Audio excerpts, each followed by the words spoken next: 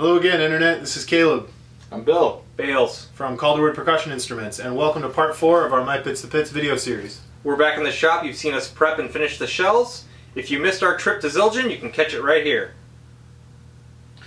So, when I was talking to Mr. Ferguson at Lawrence County High School about what his school needed, he told me there was a snare drum on our website that he really liked. It had Purple Heart veneer and it had wood hoops, and he asked if we could do something like that. So, in this episode, we're going to show you how we apply veneer, and we're going to cut some hoops out of this shell right here.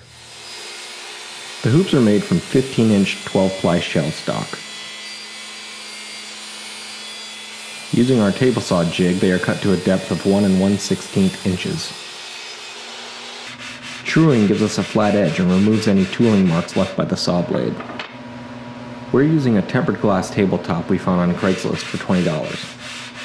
The edges are wrapped in tom trim, which is found on marching tenors, and prevents any damage as we're moving it around the shop. The adhesive back paper is what you would normally find on an industrial disc sander. We use a 1/4 inch roundover bit on the top of both hoops so that the claws will fit over them.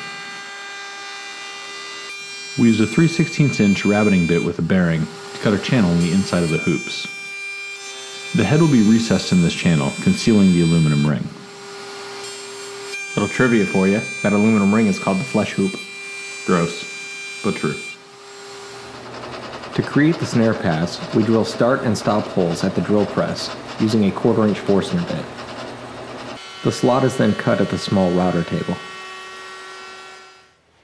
The first step in veneering is to cut the piece you're going to use, and I like to cut it a little bit oversized so I don't run into trouble when it comes to aligning it on the drum shell. My rule of thumb is to give myself an extra 1/2 inch on both sides of the shell and about 1.5 inches at the seam. For glue, we use Better Bond Heat Lock. You apply it to both the shell and the veneer and wait for it to dry. For application, we just use a cheap ink roller that we got from a craft store.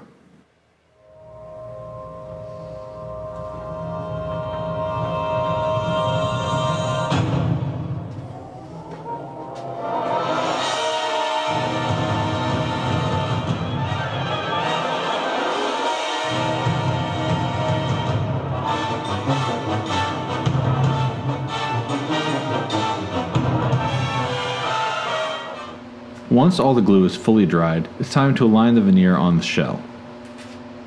We like to start by placing a clamp in the middle of the veneer and working out towards the seam to make sure that the veneer is properly aligned and that there won't be any gaps at the edges. Once we're happy with the placement of the veneer, we just use a regular iron to reactivate the glue. To make a tight-fitting seam, we clamp a straight edge to the drum and cut through both layers of veneer. We can now reapply the iron and lock down the seam. Then we bring the drum back to the router table and use a pattern bit to cut off the excess veneer.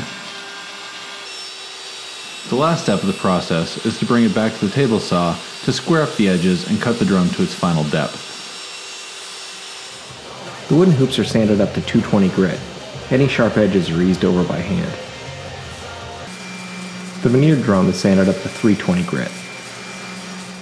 For finishing, we're using boiled linseed oil to seal and protect the hoops and the shell and bring out the natural beauty of the wood. That about wraps it up for episode 4. If you have any questions about our build process or order inquiries, feel free to comment below or email us at calderwood.percussion@gmail.com.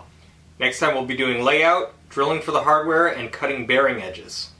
Thanks again for watching. Thanks to the schools that entered the contest, and thanks to the crew at Zildjian. Like and subscribe. If you like the video, share it. That helps us out. Catch us on Facebook and Instagram, and we will see you next time.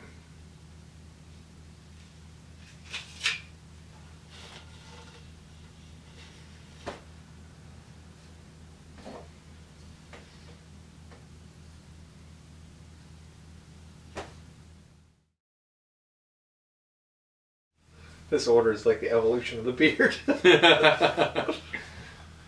Baby face. And I'll do like welcome Cross-catcher. to Lady Catcher. Nice. And welcome to episode 4 of our My I like Pits how to you're Pits. holding up 8 fingers. Thinking here.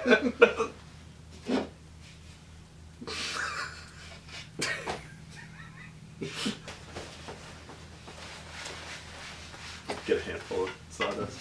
He's actually doing it. Make it look like I work around here.